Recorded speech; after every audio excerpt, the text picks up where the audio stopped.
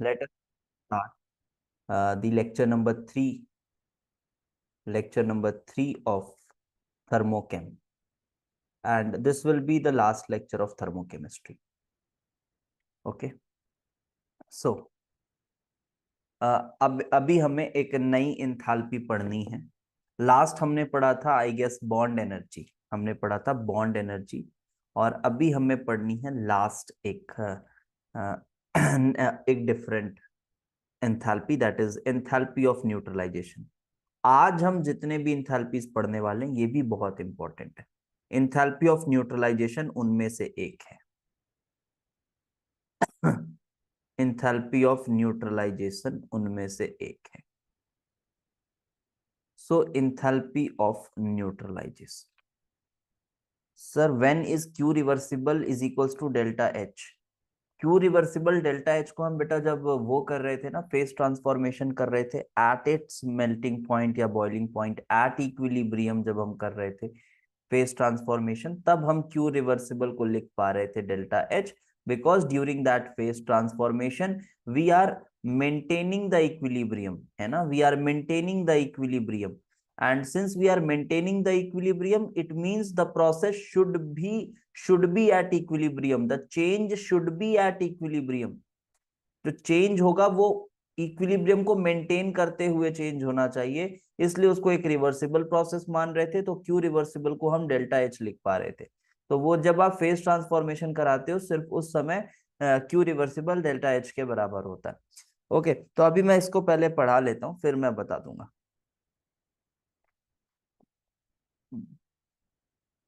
नहीं, रिवर्सिबल होना जरूरी है ना, नहीं रिवर्सिबल होना जरूरी इसलिए है क्योंकि वो डेल्टा एस को लिखना चाह रहे हैं।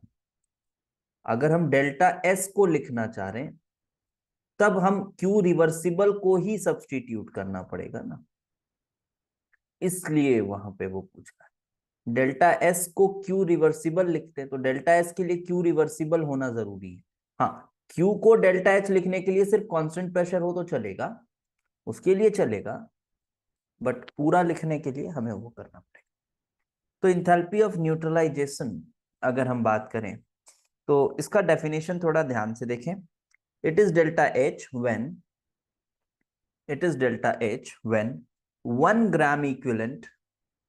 1 gram equivalent of acid is neutralized with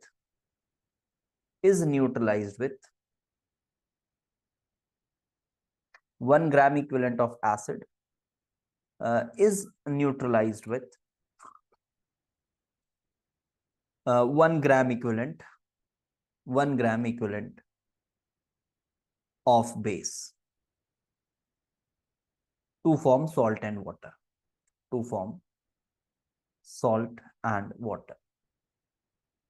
ठीक है।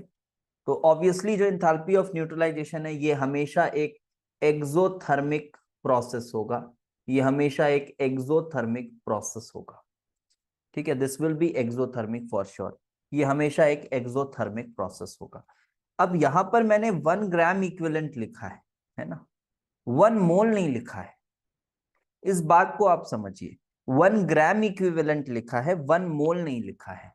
क्या होता है कि जब H प्लस और OH माइनस कंबाइन होते हैं, जब H प्लस और OH माइनस कंबाइन होते हैं और जब ये दोनों एक एक मोल होते हैं, ये भी एक मोल और ये भी एक मोल, जब ये दोनों एक एक मोल होते हैं तब तब जो एनर्जी रिलीज होती है, तब जो, क्योंकि रिलीज ही होगी ना, बिकॉज दे आर कंबाइनिंग, एक तरह का अट्रैक्शन है, तब जो एनर्जी रिलीज होती है that is highest and it is -13.7 kilo calories पर ग्राम इक्विवेलेंट, कुछ इस तरह से। पर मोल भी लिखो, यहां एक ही बात है, -13.7 कैलोरीज, ये कुछ वैल्यू है। अब आप इसको जूल में कन्वर्ट करना चाहते हो तो लगभग 4 जूल होता है, 4 किलो जूल होता है ना एक कैलोरी में, 4 जूल सॉरी, एक कैलोरी इज रफली 4.18 जूल्स के आसपास होती है value. So you will get it as -57.3 kilojoules per gram equivalent. This you will get, okay, this you will get delta H. तो अभी यहां पर 1 मोल और ये 1 मोल हुआ, और यहां पर आप वाटर बनाए और आपका ये जो है मैक्सिमम इतनी एनर्जी रिलीज हो गई।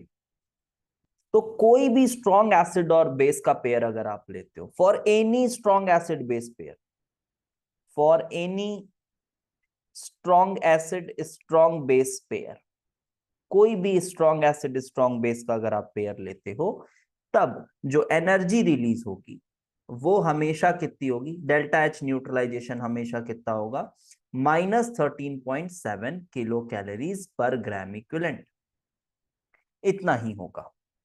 ठीक है।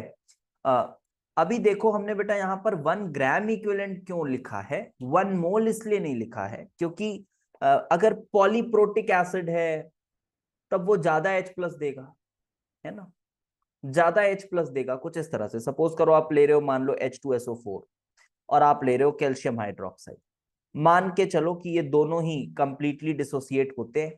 अगर कंप्लीटली डिसोसिएट होते हैं तो आप इसका अगर 1 मोल ले रहे हो, इसका भी आप अगर 1 मोल ले रहे हो, तो एक्चुअली में जो डेल्टा H बनेगा ना, डेल्टा H न्यूट्रलाइजेशन बनेगा, वो एक्चुअली में कितना हो जाएगा बेटा, 2 times of -13.7 kilo calories, 2 times हो जाएगा, ये 2 टाइम्स हो जाएगा। क्यों? क्योंकि अभी आपके पास 2 मोल H+ और 2 मोल OH- आ रहे हैं, तो एक इसके साथ 2 मोल H+ और इधर से 2 मोल OH- आ रहे हैं। बहुत सिंपल बात है बेटा, एक बार में समझ आती है ये सब। तो इसलिए हमने डिफाइन करते टाइम ही 1 ग्राम इक्विवेलेंट लिखा। अब आपको बेसिक इक्विवेलेंट कॉन्सेप्ट की ज्ञान होगी आई गेस। तो इक्विवेलेंट्स जब हम बात करते हैं, जब हम इक्विवेलेंट्स की बात करते हैं, तो फिर हमारा n फैक्टर आ जाता है प्ले में, n फैक्टर आ जाता है प्ले में, ठीक है, मोल्स अपॉन n फैक्टर, ये आ जाता है प्ले में। इक्विवेलेंट्स की जब आप बात करते हो, इसको मैं ऐसा लिख देता हूं, तो यहां पर आप लिख सकते हो कैल्शियम सल्फेट डॉट H2O, जैसा भी बैलेंस बैलेंस देख लेना। तो इसीलिए हम इक्विवेलेंट लिख रहे हैं, बिकॉज अगर एक इक्विवेलेंट लिखें हम H2SO4 का, वो शायद मैंने उल्टा लिख दिया था, 1 इक्विवेलेंट H2SO4 का लिखें तो फिर H+ के मोल्स कितने होंगे, तो मोल्स कितने होंगे, तो यस n फैक्टर इसका 2 होता है, n फैक्टर इसका 2 होता है, तो n फैक्टर 2 होता है, तो इसमें जो मोल्स आएंगे, मोल्स ऑफ H+ जो आएंगे वो अल्टीमेटली 1 ही आएगा। ठीक है, बेसिक मोल कॉन्सेप्ट। तो मोल्स ऑफ H+ जो आएगा वो 1 ही आएगा। तो यहां तक तो बात ठीक है, समझ में आती है। But when we talk about weak acid, suppose एक वीक एसिड लें और एक स्ट्रॉन्ग बेस लें, तो अभी जो हमारा इंथैल्पी ऑफ न्यूट्रलाइजेशन है वो क्या होगा, वो ज्यादा होगा या कम होगा, तो वो देख सकते हैं।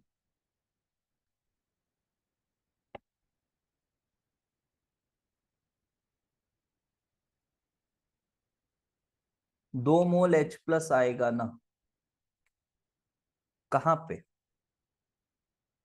नहीं तुमने एक इक्विवेलेंट ले लिया है ना बेटा इधर, तो एक इक्विवेलेंट लिया है तो n फैक्टर इसका 2 है, तो H+ के मोल्स तो एक ही हो जाएंगे ना, हाँ एक ही रहेगा। ठीक है, weak acid and strong base की बात करें, तो सपोज करो बेटा Ha तुम्हारा वीक एसिड है एंड तुम्हारा स्ट्रॉन्ग बेस NaOH है, तुम्हारा स्ट्रॉन्ग बेस NaOH है। आप यहां पर इसका रिएक्शन करा रहे हो, आप बोल रहे हो Na बन गया और वाटर बना। ये Na के बनने से कुछ नहीं हुआ है ना, ये बात समझ लो। Na के बनने से कुछ नहीं हुआ है, Na कुछ नहीं है, कुछ नहीं बना है वहां पर, क्योंकि Ha तुम्हारा एसिड था, H+A- अलग पड़ा हुआ था, NaOH तुम्हारा बेस था, Na+OH- अलग पड़ा हुआ था। ये लोग अभी भी अलग पड़े हुए हैं, ये लोग अभी भी अलग पड़े हुए हैं, ये कुछ बना नहीं है, बट ये दोनों कंबाइन होके वाटर बना रहे हैं। तो जो भी एनर्जी एक्सचेंज हो रहा है it is because of the formation of water and therefore we do not consider these spectators ions, these spectator ions are not considered here. तो सिंपली आप वाटर बना रहे हो बेटा, तो अभी जब ये वीक एसिड है तो वी नीड कि ये कंप्लीट रिएक्शन हो, मतलब ये जो एसिड होना चाहिए और जो बेस होना चाहिए ना, ये 1 gram equivalent H plus 1 gram equivalent OH minus completely आना चाहिए। तो देखो अगर मैं इसकी बात करूं तो ये 1 मोल OH माइनस तो दे देगा, 1 मोल OH माइनस तो दे देगा, डिफाइंड ही कुछ इस तरह से। लेकिन ये जो है क्या ये 1 मोल H प्लस देगा, 1 मोल H प्लस देगा? तो बात आती है नहीं देगा, ये 1 मोल H प्लस नहीं देगा। तो अगर ये 1 मोल H प्लस नहीं देगा तो हमें यहां पर भी एक एंडोथर्मिक प्रोसेस कराना पड़ रहा है, यहां पर भी एक एंडोथर्मिक स्टेप हो गया। So this is an endothermic step. तो ये जो एंडोथर्मिक स्टेप है, this step is known as delta H ionization of acid. इसको आयोनाइजेशन कह देते हैं एसिड का। This is delta H ionization of acid. So suppose अगर मैं ये रिएक्शन को सामने देखूं तो this is delta H neutralization, delta H neutralization. Sir why endothermic to form 1 mole? Because बेटा HA की टेंडेंसी कंप्लीटली डिसोसिएट होने वाली नहीं है, एंड आप क्या कर रहे हो, उसको एनर्जी देकर डिसोसिएट कर रहे हो H प्लस और A माइनस में, बिकॉज वो तो वीक एसिड है ना, वीक एसिड है, ऐसे सोचो। तो आपने यहां पे ये लिया, तो इन्होंने बनाया इधर ऐसा। तो अभी आप यहां पर अगर देखो बेटा, तो ये तो 1 मोल H प्लस 1 मोल OH माइनस, ये तो मजेदार -13.7 किलो कैलोरीज वाली एनर्जी है। और यहां से यहां तक ये कैसा, क्या एनर्जी लिया है? नो एनर्जी एक्सचेंज, यहां पे कुछ नहीं हुआ है। इधर डेल्टा H जीरो भी बोल सकता हूं मैं इसका डेल्टा H जीरो भी बोल सकता हूं, इसका डेल्टा H जीरो भी है। तो जब मैं इंथैल्पी ऑफ न्यूट्रलाइजेशन लिख रहा हूं तो ये मुझे मिलेगा -13.7 प्लस ये एंडोथर्मिक स्टेप, प्लस ये endothermic step, that is delta H ionization of acid. Ionization, अभी एसिड वीक था तो एसिड के लिए लिख दी। तो ये चीज समझ में आ रही है कि ये जो मैग्नीट्यूड में बात करें ना, तो this delta H neutralization, this delta H neutralization magnitude में बात करूं अगर, तो will always be less than 13.7।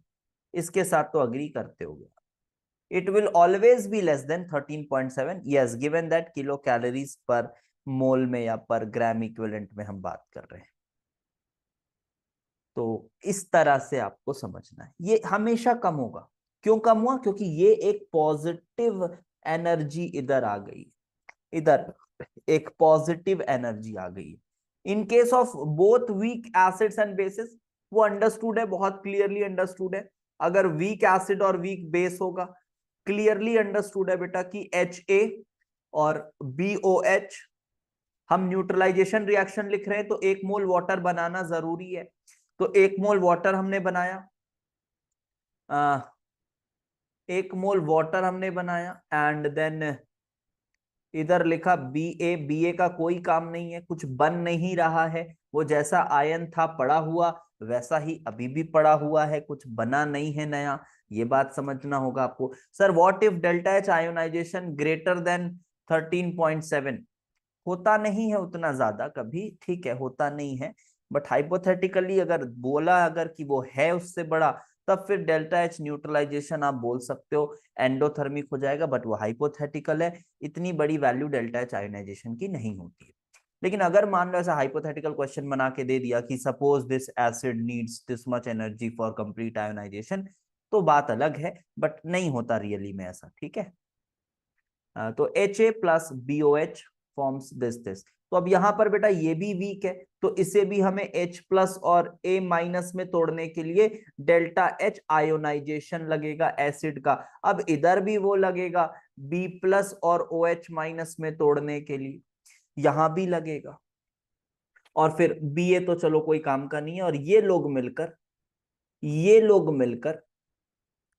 ये बना रहे होंगे वाटर। ये हम बना रहे हैं water. Delta H ionization actual में कुछ नहीं होता। हाँ देखो, ये एक्चुअल में कुछ नहीं है, ठीक है, एक्चुअल वाली बात नहीं है। हाइपोथेटिकली हम उसको तोड़ रहे हैं कि वो कंप्लीटली टूट जाए। आप ऐसा सोच के तोड़ रहे हैं कि हमने एक एनर्जी देनी पड़ेगी हाइपोथेटिकली कि वो टूट जाए कंप्लीटली, है ना। ऐसा प्रैक्टिकली नहीं होता कि ऐसा तोड़ दे कुछ एनर्जी देके, तो हाइपोथेटिकली हम उसको फाइंड कर रहे हैं। और यहां पर भी delta H ionization of base बोल दो, कोई बहुत खास टॉपिक नहीं है ये, बट पढ़ना तो सबको है। तो यहां पर delta H neutralization will be -13.7 plus delta H ionization of acid, acid plus delta H ionization of base, ठीक है, ये बेस। तो ठीक है, इसमें और ज्यादा कुछ खास नहीं है। इंथैल्पी ऑफ न्यूट्रलाइजेशन हम इतना भी लिखते हैं और तो काफी है। Now next is resonance energy. Next is resonance. ये नंबर मैं थोड़ा गलत डाल रहा हूं, आप नंबर देख लेना। रेजोनेंस एनर्जी, रेजोनेंस एनर्जी के लिए थोड़ा सा ऑर्गेनिक केमिस्ट्री की रेजोनेंस की नॉलेज होनी चाहिए, थोड़ी बहुत।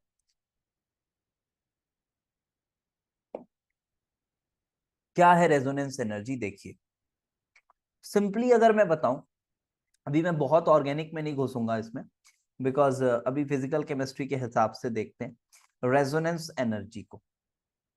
पहले तो डिफाइन करते हैं हम इसको, इसमें थोड़ा कंफ्यूजन रहता है बच्चों को, इसको धीरे धीरे बताता हूं, ठीक है। तो रेजोनेंस एनर्जी क्या है? It is the delta H when 1 mole of most stable resonating structure of a compound is converted into resonance hybrid,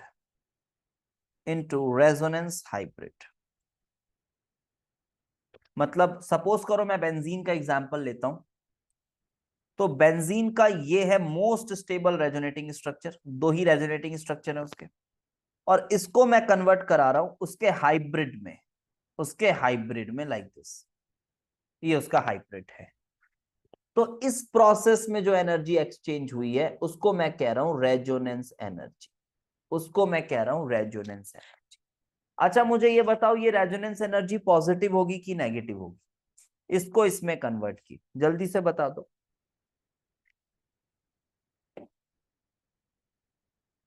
yes, negative होगी, है ना, बिकॉज ऑल्दो ये मोस्ट स्टेबल है, बट हाइब्रिड तो इससे भी ज्यादा स्टेबल होता है ना, तो डेल्टा एच, अब ये सब के बारे में, resonating structure is more stable,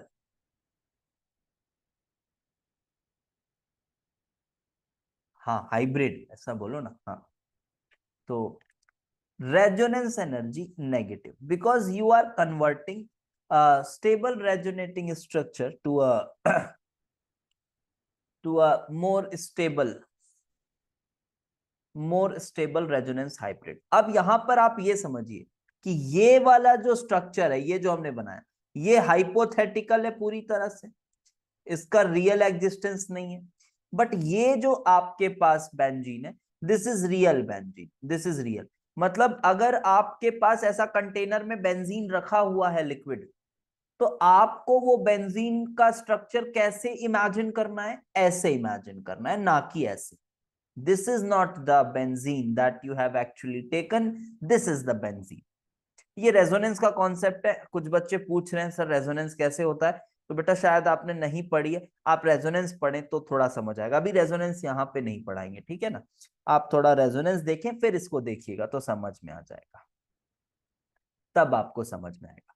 hybrid hypothetical नहीं होता, नहीं होता है हाइपोथेटिकल। आप लोग मेरी ना एक बार जीओसी मेरे से, जो मैंने वीडियो 16 वीडियोस डाली उससे जीओसी भी पढ़ लो यार, मैं बता रहा हूँ। वैसी जीओसी, अच्छी जीओसी पढ़ाया हूँ, आप देखना वहाँ पे कॉन्सेप्चुअल काफी पढ़े, तो उन जीओसी के लेक्चर्स को देखना आप लोग।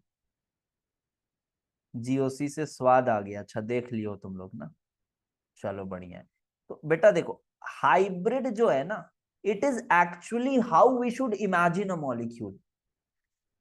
ओके, सो वो रियलिस्टिक अप्रोच दे रहा है, तो हाइब्रिड को आप रियल मानिए। हाइब्रिड रियल होता है, बिल्कुल हाइब्रिड रियल होता है। हाइब्रिड हाइपोथेटिकल नहीं है, हाइब्रिड रियल है। लाइक सपोज मैं यहां पर आपको बताऊं कि ये मैं अगर ऐसा बोल रहा हूं, मैं अगर ये ऐसा लिख रहा हूं, मैं दिस इज CH3, एक सिंपल सा मैंने मॉलिक्यूल चलो बना दिया, सपोज दिस। ओके, तो this is actually not the realistic form of propene, because here hyperconjugation takes place and because of which यहाँ पे थोड़ा कैरेक्टर आएगा, फिर ये तो इस तरह से हो ही रहा है ना। मतलब हाइपर कॉन्जुगेशन जो है वो तो वहां पर हो ही रहा है, इस तरह से हो ही रहा है, ऐसा हो रहा है, हो रहा है, हो रहा है। तो एक्चुअली में जब आप किसी मोमेंट पे मॉलिक्यूल को देखते हो तो you will find it like this, कि वो इलेक्ट्रॉन इधर उधर चल ही रहा है। तो उसको ना हाइब्रिड से थोड़ा ऐसे रिप्रेजेंट कर देते हैं अपन, कि ये ऐसा है, ये यहाँ पे हल्का सिंगल बॉन्ड है, फिर ये ऐसा है, फिर ये कार्बन है, फिर ये सिंगल है, यहाँ हल्का डबल बॉन्ड है, फिर ये कार्बन है, लेकिन ये सभी हाइड्रोजन्स जो हैं ये इससे थोड़े से इस तरह से जुड़े हुए हैं, कंप्लीटली कंप्लीटली बॉन्डेड नहीं है, कुछ इस तरह से जुड़े हैं, इसलिए इसमें हल्का हल्का पॉजिटिव चार्ज है। इलेक्ट्रॉन यहाँ भी जाके डिपॉजिट हो रहा है तो इसमें हल्का नेगेटिव चार्ज है। तो कुछ इस तरह से, सो this is the hybrid and this is the real imagination of that molecule. तो इस तरह से थोड़ा सोचना होता है ना। हम्म। तो अभी मैं अगर यहां पर कहूं कि मैंने ये साइक्लोहेक्सीन लिया, थोड़ा ध्यान से, इसे सॉल्यूशन में सब मॉलिक्यूल्स का एवरेज नहीं बोलेंगे। किसे सॉल्यूशन में, मतलब कौन सा सॉल्यूशन में?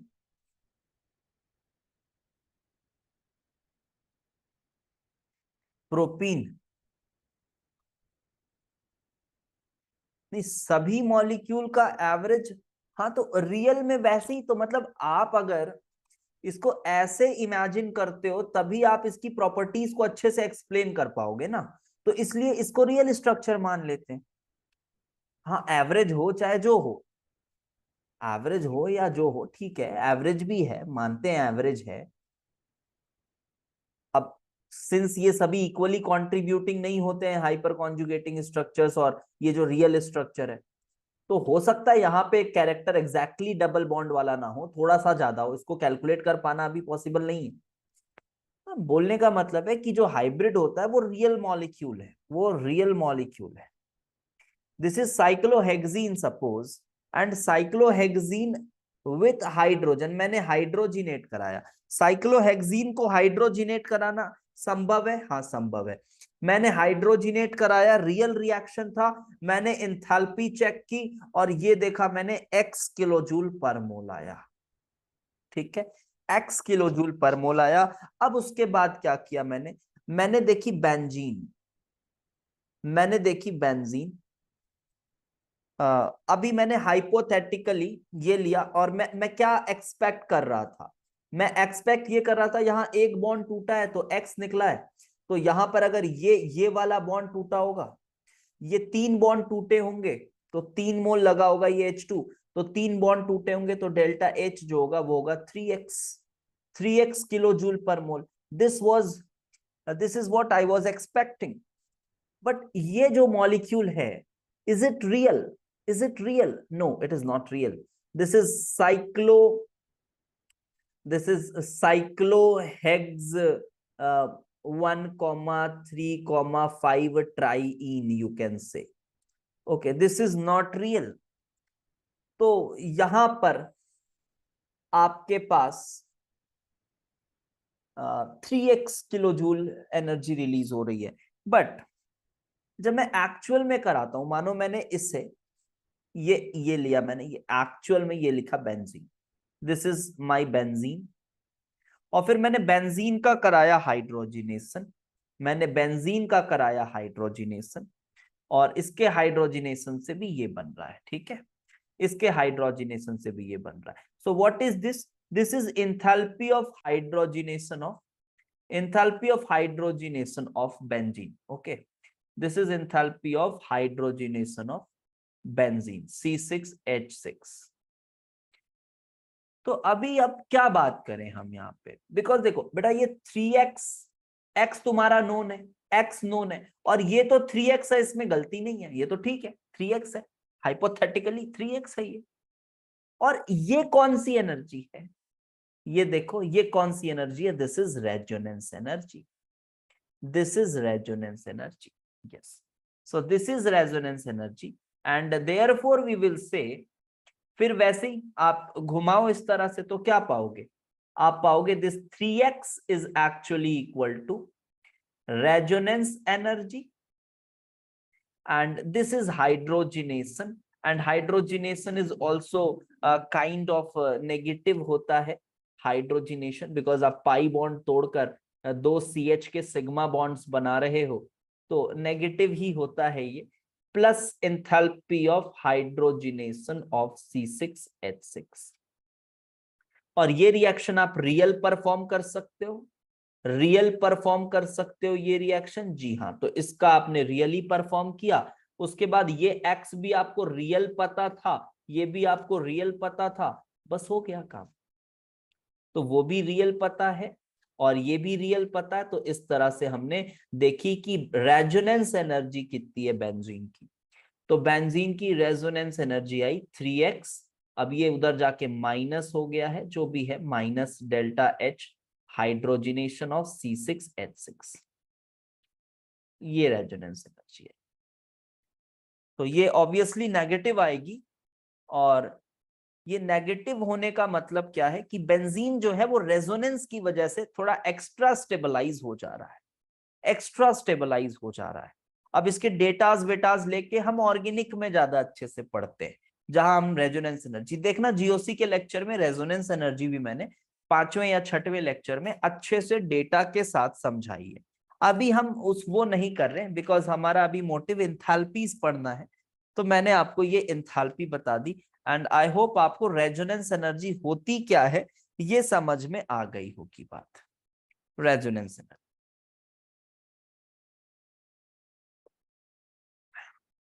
आगे बढ़ते बेटा. Enthalpy of hydration, enthalpy of hydration आसान है सर, ये तो क्या करते हैं इसमें, देखो it is delta H when 1 mole of, upon hydrate करते हैं, एंथैल्पी ऑफ हाइड्रेशन क्या होगा, एक्सोथर्मिक होगा एंडोथर्मिक होगा. ऑब्वियसली सर एक अट्रैक्शन सेट हो रहा है, एक अट्रैक्शन सेट हो रहा है, सो ये नेगेटिव ही होगा, तो ये एक्सोथर्मिक होगा हाइड्रेशन. तो when 1 mole of gaseous ion, ध्यान से समझे, गैसियस आयन इंपॉर्टेंट टर्म है, गैसियस आयन इज डिसॉल्व्ड इन, खैर हाइड्रेशन तो आप जगह जगह यूज करते हो यार, ये इतने बार आप पढ़ लेते हो कि इसको कोई बहुत डिफाइन करने की जरूरत नहीं है. Gaseous ion is dissolved in excess of water, dissolved in excess of water to form hydrated ions. तो ये Na प्लस गैसियस है, वाटर के साथ Na प्लस एक्वस हो गया.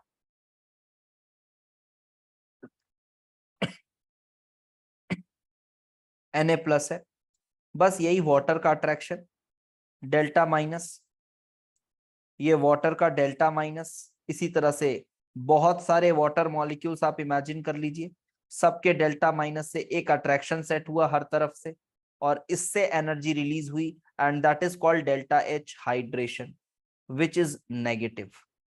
For negative ion also, like chloride, if I take negative ions के लिए भी जो हाइड्रेशन का प्रोसेस होता है ये भी एक्सोथर्मिक होता है, इनके लिए भी एक्सोथर्मिक, इनके लिए भी एक्सोथर्मिक, सबके लिए एक्सोथर्मिक होता है। बिकॉज क्लोराइड आयन जो है बेटा, पानी का मॉलिक्यूल अपने H+ को उधर ओरिएंट करता है, पानी का मॉलिक्यूल अपने H+ को ओरिएंट करता है और उस Cl- के साथ पार्शियल अट्रैक्शन सेट करता है, पार्शियल अट्रैक्शन सेट करता है कुछ इस तरह से। ये देखो हर तरफ से ऐसा अट्रैक्शन हुआ, तो इस तरह से नेगेटिव आयन का भी आप हाइड्रेशन करा रहे हो। अब हाइड्रेशन किन किन फैक्टर्स पे डिपेंड करता है, अक्रॉस अ पीरियड कैसे बढ़ता है, डाउन द ग्रुप कैसे बढ़ता है, ये सब इनऑर्गेनिक वाला पोर्शन है, वो आप वहां पर पढ़ते हो अच्छे से, ठीक है, वहां पर आप पढ़ते हो।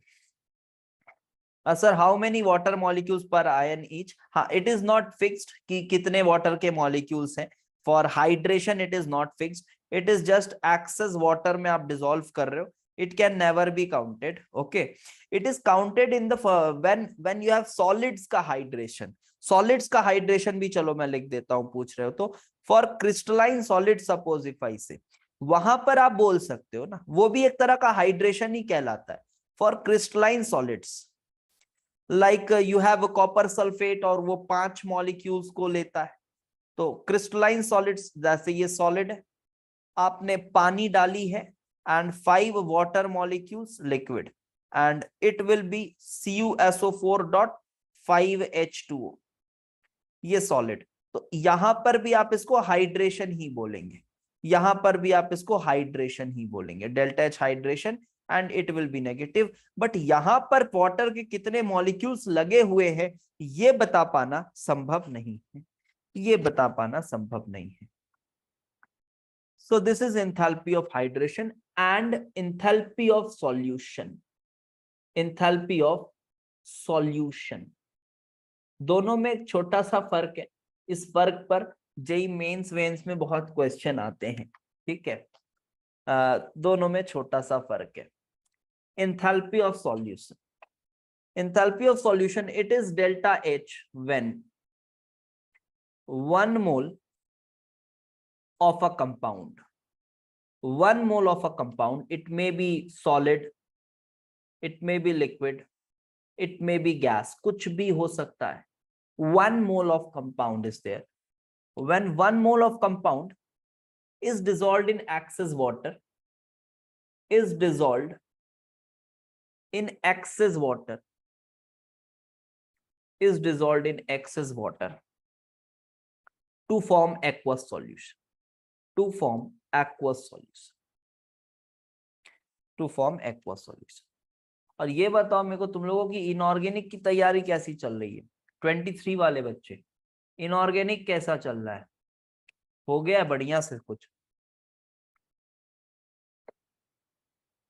इनऑर्गेनिक ठीक चल रहा है, ब्लॉक खत्म किए, अच्छा, रिएक्शंस वगैरह कंटेन कर पा रहे हो ठीक से,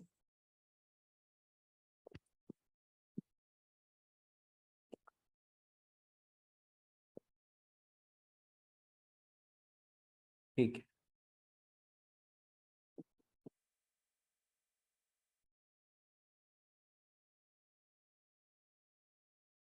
ठीक है, बताते हैं फिर भी इनऑर्गेनिक,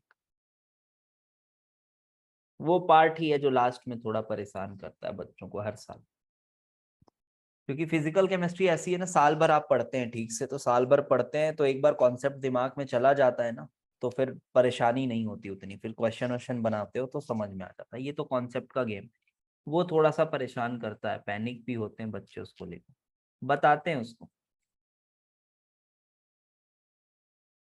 एडवांस कुछ आउट ऑफ एनसीईआरटी रिएक्शंस भी पूछ रहा है ब्लॉक से, ऑब्वियसली पूछेगा, वो पूछेगा ही पूछेगा। What to do about that, what to do about that, वो आपका टीचर आपको किस तरह से पढ़ाया है उस पर डिपेंड करेगा। इनऑर्गेनिक में बहुत हद तक डिपेंड करता है कि टीचर ने क्या क्या रिएक्शंस लेके आपको पढ़ाए, क्योंकि ये भी चूज कर पाना बड़ा मुश्किल होता है कि क्या लेना है क्या नहीं लेना है। ठीक है, तो आउट ऑफ एनसीईआरटी ऑब्वियसली पूछेगा बेटा, ऑब्वियसली पूछेगा, हर साल पूछेगा, ब्लॉक में भी पूछेगा। delta H when this is dissolved in excess of water to form aqueous solution, to form aqueous solution। ठीक है, अच्छा, एंड अभी मुझे बताओ इनऑर्गेनिक, हाँ मैं इनऑर्गेनिक मस्त डिजाइन किया हूं, बस अभी क्या ना मैं थोड़ा सा केमिकल आयनिक के लेक्चर्स रिकॉर्ड कर रहा हूँ, अभी आधे रिकॉर्ड हुए।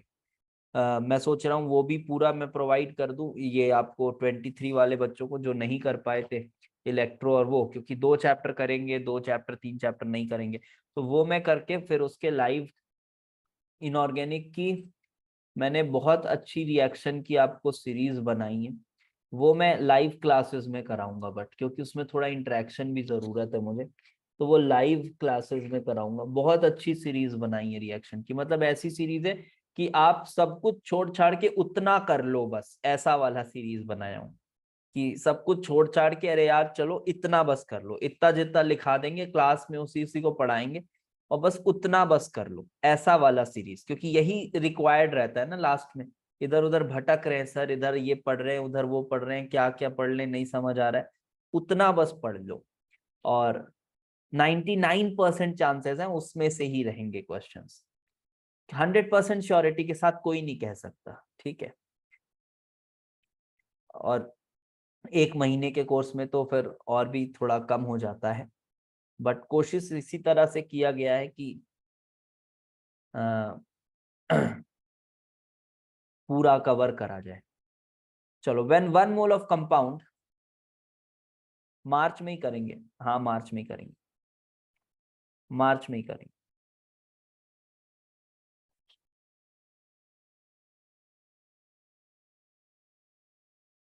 जीके वाली इंफॉर्मेशन रहेगी आई, नहीं बस रिएक्शन वाली बात कराऊंगा यार उसमें।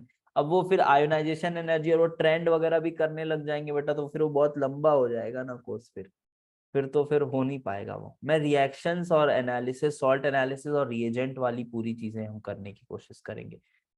वो पूरे ट्रेंड्स वगैरह तो फिर बहुत बड़ा हो जाएगा वो ना, फिर उसको कंपाइल कर पाना मुश्किल हो जाएगा। तो is dissolved in excess water to form aqueous solution. अभी यहाँ पे बताओ मुझे, ये एक्सोथर्मिक होगा या एंडोथर्मिक? एक्सो या एंडो? जैसे ये पीछे क्या था, पीछे जो था ये था हमेशा एक्सो, ये क्या होगा हमेशा, ये भी हमेशा एक्सो होगा, ऐसा हमको फीलिंग आती है। But this could be exothermic और एंडोथर्मिक, कुछ भी हो सकता है ना बेटा। अरे भाई, अभी जो सॉल्युबल सॉल्ट नहीं है, कोई चीज सॉल्युबल नहीं है, कोई सॉल्ट तो सॉल्युबल क्यों नहीं होता है? क्योंकि उसकी लैटिस एनर्जी ज्यादा होती है और आयोनाइजेशन और हाइड्रेशन एनर्जी कम होती है। ऐसी तो पढ़ते हो ना इनऑर्गेनिक में कि ए बी सॉलिड सॉल्युबल कब होगा, तो यहां पर आप बोलते हो A plus aqueous plus B minus aqueous. तो सॉल्युबिलिटी पढ़ते टाइम आप ये पढ़ते हो, this is called delta H solution. और पहले हमने इसे तोड़ा, पहले हमने इसे तोड़ा किसमें, ए प्लस गैशियस और बी माइनस गैशियस में। जब ये हमने तोड़ा तो हमने इसे क्या कहा बेटा, हमने कहा डेल्टा एच लैटिस, हमने कहा डेल्टा एच लैटिस। और फिर इसकी हाइड्रेशन, इसकी हाइड्रेशन, इन तीनों का सम अगर जो कहेंगे वो है डेल्टा एच सॉल्यूशन। तो this is delta H hydration, this is delta H hydration, delta H hydration. तो इट मे बी एक्सोथर्मिक और एंडोथर्मिक, दोनों में से कुछ भी हो सकता है। अच्छा, अगर ये एंडोथर्मिक हो गया, ये मुझे बताओ, अगर ये एंडोथर्मिक हो गया तो क्या वो सॉल्ट सॉल्युबल होगा या इनसॉल्युबल होगा? क्या होगा? तो आंसर आता है इनसॉल्युबल होगा, इनसॉल्युबल होगा। क्या हमेशा इनसॉल्युबल होगा? हमेशा क्या हम ये कॉन्फिडेंस के साथ बोल सकते हैं कि हाँ वो इनसॉल्युबल है? कैन वी से it with confidence, yes it is always insoluble, ऐसा हम कह सकते हैं क्या?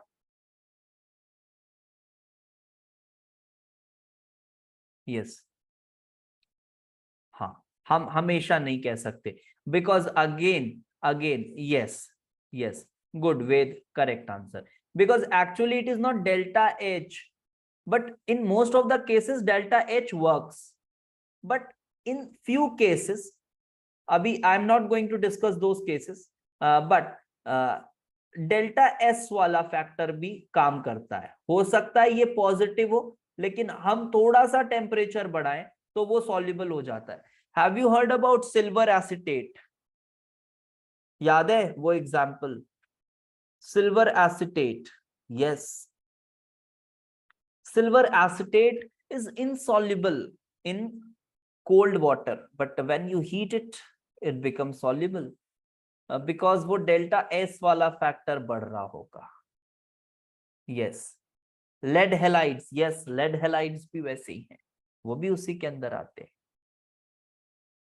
ठीक है, और जहां तक मुझे याद आ रहा है, सोडियम नाइट्रेट वगैरह भी चेक करना है एक बार, if I am wrong, but जहां तक सोडियम नाइट्रेट वगैरह भी जो होते हैं ना, वो रूम टेम्परेचर पे डिसॉल्व होते हैं, बट वो भी एक एंडोथर्मिक डिसोल्यूशन है, जिसका डेल्टा एस जो है वो पॉजिटिवली वर्क करके डेल्टा जी को नेगेटिव बनाता है, जहां तक मुझे ध्यान आ रहा है। जो नाइट्रेट सॉल्ट्स है सोडियम वगैरह के, वो भी एंडोथर्मिक डिसोल्यूशन करते हैं। ठीक है, तो एक बार इस इंफॉर्मेशन को चेक कर लेना, वैसे 90% आई एम श्योर कि सही है। सही है ना? हाँ, हाँ, सही है, सही बोला, याद है। थोड़ा भी श्योर नहीं रहता हूं तो मैं इसलिए बोल देता हूँ, बट ऑल्दो वो कंफर्म्ड रहता है। So delta G is delta H minus T delta S. ठीक है, ये बात समझ आ गई। अभी देखो, अभी कुछ मजेदार चीजें आपको मैं बताता हूँ। ठीक है, कुछ मजेदार चीजें मैं बताता हूँ, एक क्वेश्चन के थ्रू बताता हूँ।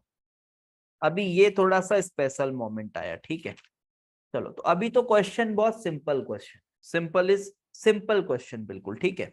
तो कुछ सिंपल क्वेश्चन लेते हैं और उसके बाद कुछ अच्छी बात करेंगे और चैप्टर को एक अच्छा फिनिश देंगे। एक सिंपल क्वेश्चन ये है मेरे लिए, आपके लिए, that given that lattice energy of NaCl, NaCl की लैटिस एनर्जी सभी स्टैंडर्ड स्टेट्स में लिए गए, मैं लिख नहीं रहा हूं बार बार, it is -787 kilo joule per mole. Then delta H hydration of hydration for NaCl, hydration for NaCl, NaCl का हाइड्रेशन मतलब Na प्लस का हाइड्रेशन, Cl माइनस का हाइड्रेशन, दोनों को मिला के लिख दिया है, it is -783 kilo joule per मोल। तो इससे फिर क्वेश्चन में बोला है कि डेल्टा एच सॉल्यूशन बताओ। तो डेल्टा एच सॉल्यूशन सिंपली दिख रहा है बेटा, क्या आ रहा है ये, 4 किलो जूल पर मोल। ठीक है, it is coming out to be 4 kilo joule per mole, ये डेल्टा एच सॉल्यूशन। यहां भी देखो तो स्लाइटली क्या दिख रहा है, ये स्लाइटली एंडोथर्मिक दिख रहा है, तो NaCl भी उसी का केस का एग्जांपल है। ठीक है सर, ये बात तो आसान है सर, समझ में आ गई, क्या करना था, सिंपली आपने डेल्टा एच सॉल्यूशन निकाला, यहां से आपने एक रिलेशन स्टैब्लिश कर दिया है कि डेल्टा एच सॉल्यूशन जो होता है वो किसके बराबर होता है बेटा, लैटिस और हाइड्रेशन का सम। तो delta H lattice plus delta H hydration का सम, हाइड्रेशन का सम इसके बराबर हो। ये तो बता दिया सर आपने, ठीक है, बढ़िया है।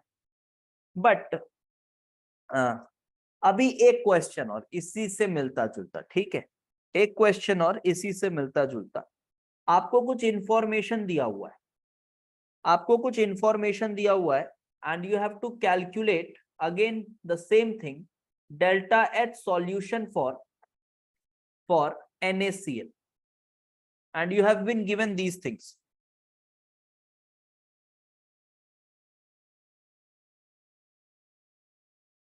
Delta H formation of NaCl solid is -411 kilojoule per mole. Delta H formation of Na plus aqueous is -240 kilojoule per mole, and formation of Cl minus aqueous is -167 kilojoule per mole. These kind of questions you might have seen in some of the books. Even in JEE Mains, they have asked something like this. So now how we will find delta H solution? Sir, it's very simple. Yes, still it is very simple. How? Because we will write, sir, NaCl in water, NaCl in water, it forms Na plus aqueous and Cl minus aqueous. And since this is a chemical equation, and we have the values of delta H formation of each product की formation और इसकी formation. और मैंने आपको क्या बताया है कि जो इंथैल्पी ऑफ फॉर्मेशन है, वो एक्चुअली इंथैल्पी ही है ना, एक तरह की वो इंथैल्पी ही है, आप उसको वैसे ही कंसिडर कर सकते हो.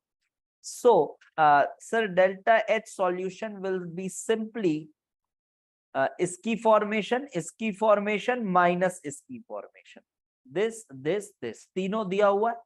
Just you will put those values, वही same summation of enthalpy of formation of product minus summation of enthalpy of formation of reactant, आप ये लिख सकते हो, and then you will get the value as again 4 kilojoule per mole.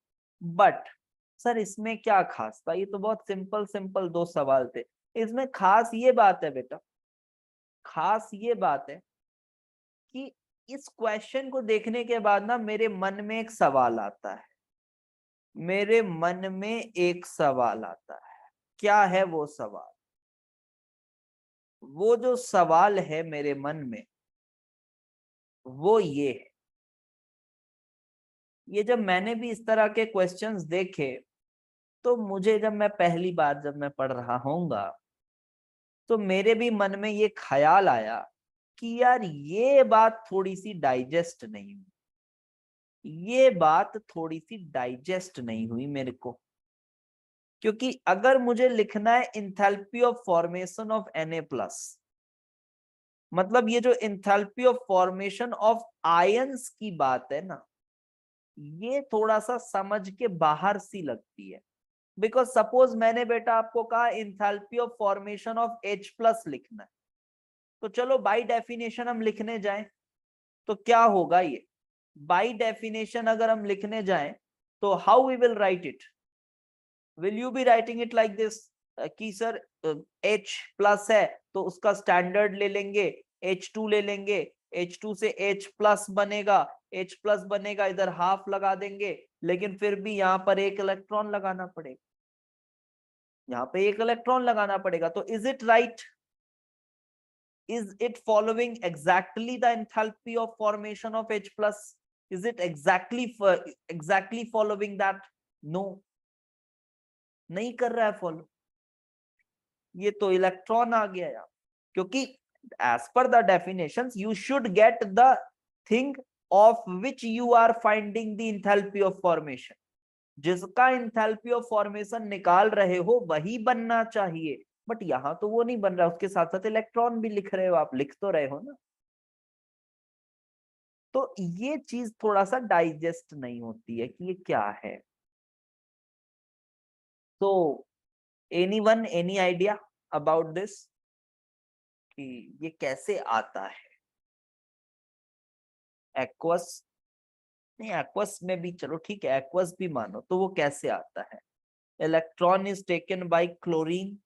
हाँ, ये answer common answer है. ये भी पिछले साल भी कुछ बच्चों से कोई पढ़ा रहा था, तो यही आंसर आ रहा था common, electron is taken by chlorine. अब सुनो, अब जो मैं बात बताने जा रहा हूँ, ये बात बहुत रेयर है, ये बहुत कम लोगों को पता होगी. ठीक है, ये विशाल सर स्पेशल मोमेंट है, ये बहुत कम लोगों को पता होगी. चलो देखो, अभी मेरी बात को समझना आप लोग.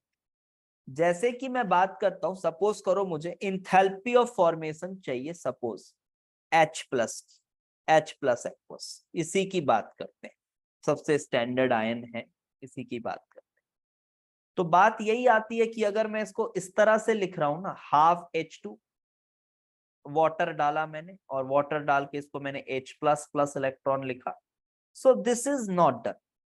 दिस रिएक्शन की enthalpy is not equal to the enthalpy of formation of H plus aqueous.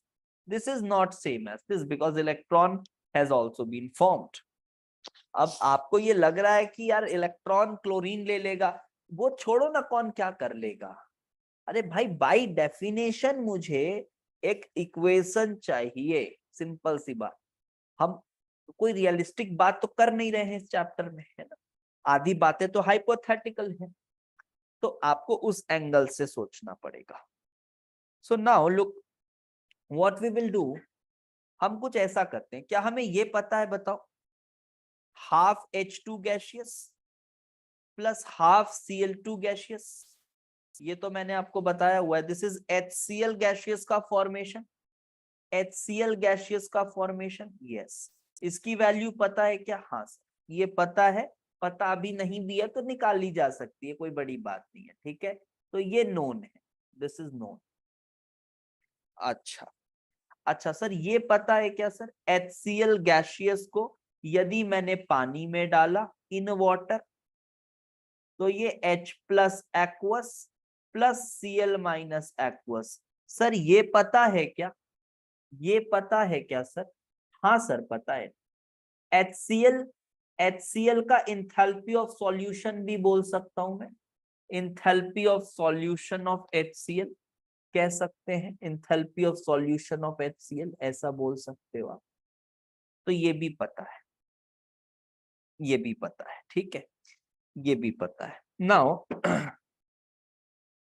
अभी मैं ऐसा चाहता हूं कि ये वाला जो रिएक्शन है इसकी इंथैल्पी किसके बराबर है, फॉर्मेशन ऑफ दिस, अरे यार ये क्या, हाँ किसके बराबर है, formation of this minus formation of this, यही है हाँ। Enthalpy of formation of H plus plus enthalpy of formation of Cl minus minus enthalpy of formation of HCl,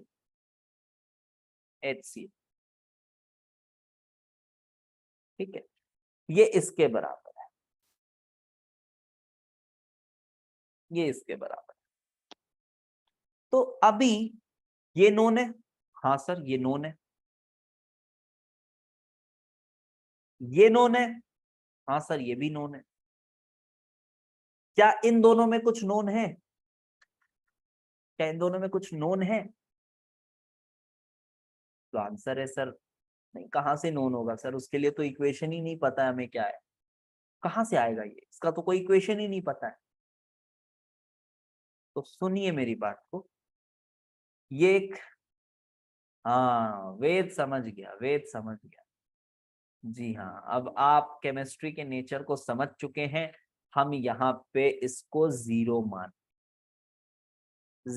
मानना है, मान लेंगे, इसको जीरो माना जाता है। अब इसमें कुछ लोग ऐसा भी सोच लेते हैं कि वो ई डिग्री से रिलेट करने लग जाते हैं, अच्छा ई डिग्री वहां पे जीरो होती थी तो ये जीरो है, ऐसा कुछ नहीं है मेरे भाई, ई डिग्री से कोई लेना देना नहीं है इसका। यहाँ पे इस तरह का चैलेंज आया हमारे पास, तो हमने यहाँ पर H प्लस को जीरो मान लिया। अब इसके रिस्पेक्ट में सबकी निकाले जा रहे हैं, इसके रिस्पेक्ट में सबकी निकाले जा रहे हैं कि इसकी इंथैल्पी ऑफ फॉर्मेशन अगर जीरो है तो इसके रिस्पेक्ट में Cl माइनस की कितनी, तो ये अगर आप जीरो मान लोगे तो this can be find out, can be calculated. तो एक्चुअल में आप समझिए कि ये जो क्वेश्चंस में वैल्यू दी हुई रहती है ना, तो ये वैल्यूज के पीछे क्या राज है, assuming enthalpy of formation of H plus two be zero, ये हिडन रहता है और ये पता भी बहुत कम लोगों को रहता है, ठीक है, ये हिडन रहता है, ये पता भी बहुत कम लोगों को रहता है, और आप भी अब उन कम लोगों में शुमार हो चुके हैं। तो इस तरह से होता है, इस तरह से ना, एक बात और मैं बताता हूं, इसी तरह से जो इंथैल्पी ऑफ फॉर्मेशन, इसी तरह से entropy of formation, entropy of formation को भी हम 0 मानते, H प्लस की एंट्रोपी ऑफ फॉर्मेशन को भी 0 मानते। Entropy of formation, entropy, standard entropy change, इस तरह से delta S of H plus aqueous, इसको भी 0 मानते हैं। Delta G of H plus aqueous, इसको भी 0 मानते हैं। यस, तो गिब्स भी 0, बिल्कुल गिब्स भी 0, ये भी 0 रहता है, ये भी 0 होती है, इस सब चीजों को 0 मानते, ये 0, ये भी 0। तो जब आप एब्सोल्यूट एंट्रोपी निकालते हो ना, एब्सोल्यूट एंट्रोपी, सपोज इसी रिएक्शन को लो, इसी रिएक्शन को लो, चलो HCl in water, HCl in water, इसने बनाया H plus gas, H plus aqueous, H plus aqueous plus Cl minus aqueous, इस तरह से बनाया। अब इस प्रोसेस का मुझे डेल्टा एस पता है, मैंने डेल्टा एस इस रिएक्शन की निकाली, तो डेल्टा एस क्या है? Entropy of H plus plus entropy of Cl minus plus entropy of HCl। तो यहां तक तो बात क्लियर है। अच्छा, ये कैसे निकालते हैं बेटा, ये कैसे निकालते हैं? एंट्रोपी ऑफ HCl याद है ना, कैसे निकालते हैं बता दो जल्दी से, कैसे निकालते थे entropy of HCl? Pure crystal मानते हुए, good, using third law of thermodynamics, याद आई बात, using third law of thermo, हमने इसको वहां डिस्कस किया था। यस, थर्ड लॉ का यूज करते हुए and assuming that the pure crystal, कि HCl is a pure crystalline substance having a entropy of 0 at 0 Kelvin, ये सब assumptions हमने लगाए थे और हमने इसका एंट्रोपी फाइंड किया था at any temperature we can do it. फिर बात आती है, ये भी हमें पता है, ये वैल्यू भी हमें पता है, मान लो ये भी वैल्यू हमें पता है, तो अभी हम क्या करेंगे? अभी ये वैल्यू भी पता है, तो अभी हम क्या करेंगे? हमें ये दोनों चाहिए, तो फिर से यहां पर सिमिलरली आप इसको एज्यूम करोगे 0, एज्यूम करोगे 0, एज्यूम करोगे 0, और इसको फिर आप उस हिसाब से कैलकुलेट करो, फिर इसको आप उस हिसाब से कैलकुलेट करो। तो कभी कभी ना ये देखो, ये जो एब्सोल्यूट एंट्रोपी है ना, ये भी बहुत रेयर चीज है। आप अगर किसी से पूछ लो तो उसको लगेगा अरे यार ये क्या मजाक है। कभी कभी ना ऐसा भी लिखा रहता है, अच्छी अच्छी किताबों में देखोगे तो मिलेगा, हो सकता है एडवांस में कुछ आइडिया लेके वैसा सवाल या स्टेटमेंट बना दे। ऐसा सपोज करो, entropy of A plus is given to be -8 या -3। ये बहुत अजीब नहीं लग रहा सुन के आपको? अगर ऐसा आपको कहीं दिख जाए तो आपको बहुत अजीब लगेगा देखकर। -3 यूनिट्स की एंट्रोपी है, सुनो बहुत ही अजीब नहीं लग रहा? नेगेटिव एंट्रोपी है, तो इसका एक्चुअल मतलब अब समझ में आया क्या? नेगेटिव एंट्रोपी है, नेगेटिव है किसके रिस्पेक्ट में? नेगेटिव है किसके रिस्पेक्ट में? H प्लस के रिस्पेक्ट, H प्लस के रिस्पेक्ट में नेगेटिव।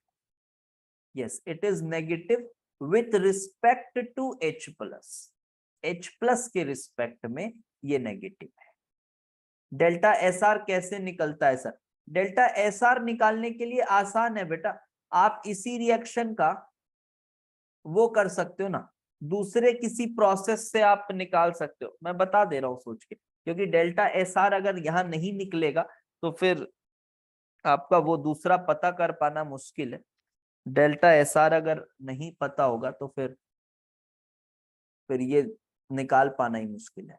डेल्टा एस निकलेगा ना इस प्रोसेस का, कैसे नहीं निकलेगा? HCl है वाटर में, H प्लस और Cl माइनस है, ठीक है, तो डेल्टा एस आर तो नोन होना ही चाहिए, तभी हम कर पाएंगे, ये नोन होना चाहिए, तभी हम इधर H प्लस को 0 मानेंगे और फिर HCl माइनस को कैलकुलेट करेंगे। तो डेल्टा एस आर हम अगर ऐसा करें कि इस प्रोसेस की आप Q रिवर्सिबल बाई T से भी तो नहीं बता सकते।